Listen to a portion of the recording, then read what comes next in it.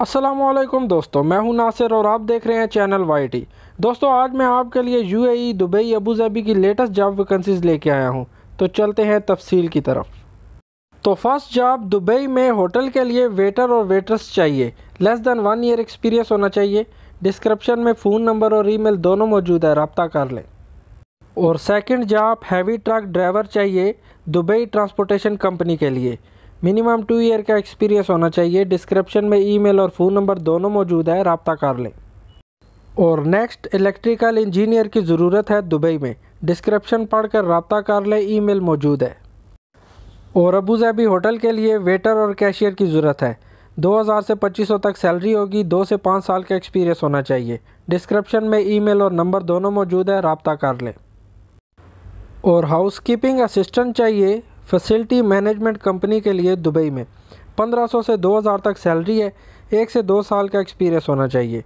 Description में email मौजूद है, रब्ता कर लें। और दुबई होटल के लिए किचन हेल्पर डिशवाशर की ज़रूरत है। लेस दैन 1 ईयर एक्सपीरियंस होना चाहिए।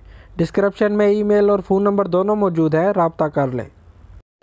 और एक वेल्डर चाहिए फुजैरा में। 1500 से 2000 तक सैलरी होगी। 1 से 2 साल का एक्सपीरियंस होना चाहिए। डिस्क्रिप्शन में ईमेल और फ़ोन नंबर मौजूद है, रब्ता कर लें।